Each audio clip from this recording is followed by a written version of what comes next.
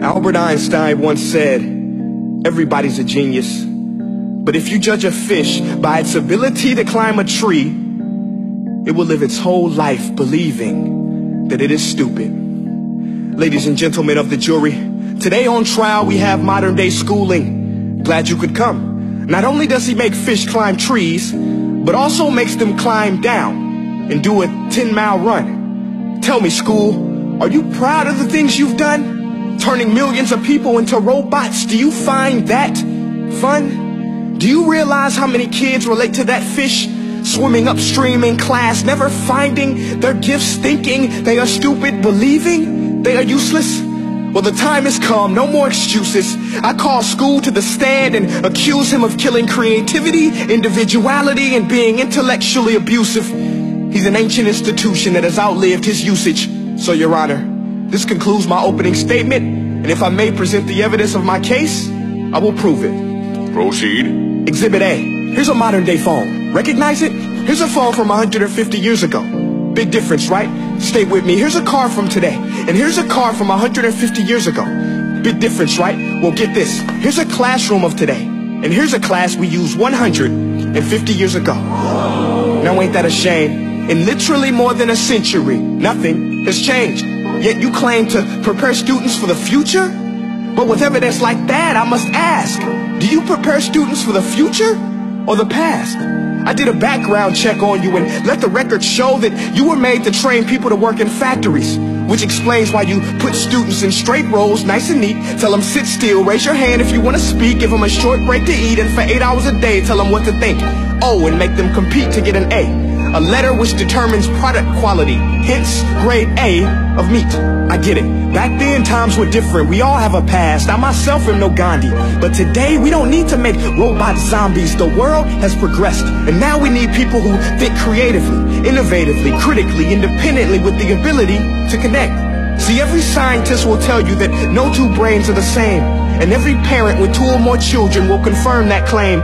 So please explain why you treat students like cookie cutter frames or snapback hats, giving them this one-size-fits-all crap. Watch your language. Sorry, Your Honor, but if a doctor prescribed the exact same medicine to all of his patients, the results would be tragic. So many people would get sick, yet when it comes to school, this is exactly what happens. This educational malpractice, where one teacher stands in front of 20 kids, each one having different strengths, different needs, different gifts, different dreams, and you teach the same thing the same way?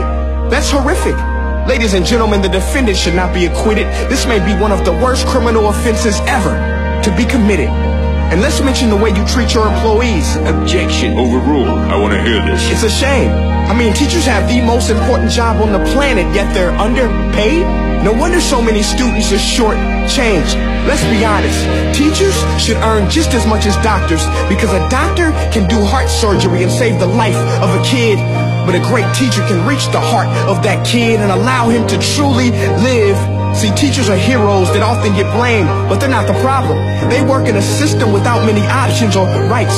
Curriculums are created by policymakers, most of which have never taught a day in their life. Just obsessed with standardized tests. They think bubbling in a multiple choice question will determine success. That's outlandish. In fact, these tests are too cruel to be used and should be abandoned, but don't take my word for it. Take Frederick J. Kelly, the man who invented standardized testing, who said, and I quote, "These tests are too cruel to be used and should be abandoned." Ladies and gentlemen of the jury, if we continue down this road, the results will be lethal. I don't have much faith in school, but I do have faith in people. And if we can customize healthcare, cars, and Facebook pages, then it is our duty to do the same for education, to upgrade it, change it, do away with school spirit, because that's useless. Unless we're working to bring the spirit out of each and every student, that should be our task.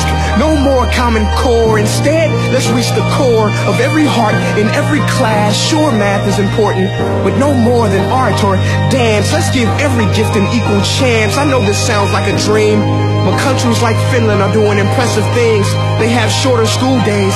Teachers make a decent wage. Homework is non-existent, and they focus on collaboration instead of competition. But here's the kicker, boys and girls. Their educational system outperforms every other country in the world.